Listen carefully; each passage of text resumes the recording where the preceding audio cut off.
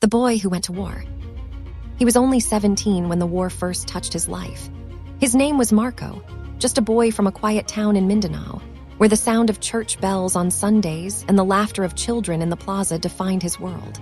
But that peace did not last.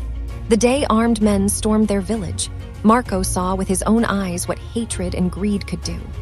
His father was gunned down protecting their home, and his mother's cries were drowned by the thunder of gunfire. From that moment, Marco's childhood was buried in the ashes of war. At 18, he joined the armed forces of the Philippines. Some said he was too young, too naive, that the weight of a rifle was too heavy for shoulders that had once carried schoolbooks. But Marco no longer saw himself as a child. He had lost a family, and he could not stand idly by while others lived through the same horror. Military life was brutal. Dawn runs that burned his lungs, drills that punished every mistake, nights haunted by the silence of the barracks. Yet Marco endured. With every push-up, every march, every bullet he learned to fire, he buried the helpless boy he once was and forged himself into a soldier. His comrades became his brothers, bound not by blood, but by the unspoken pact to watch each other's backs when the world fell apart. His first mission was in the dense jungles of Basilan, where insurgents moved like shadows. Marco's hands trembled as he clutched his rifle, sweat mixing with the rain that never seemed to stop. He was still the boy who once feared the dark, but now he had no choice but to face it. When the firefight broke out, he felt the deafening roar of war surround him. He remembered his father's last stand, and something inside him hardened. He pressed forward.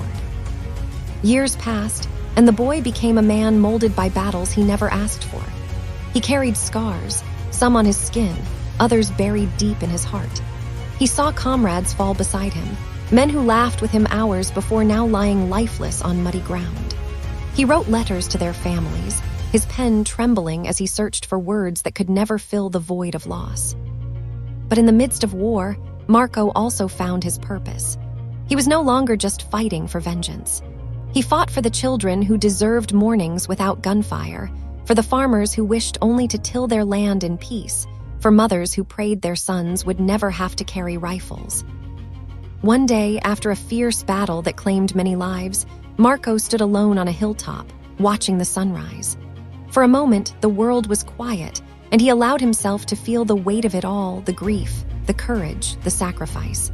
He was still that boy who had lost everything, but now he was also the man who carried the hope of others.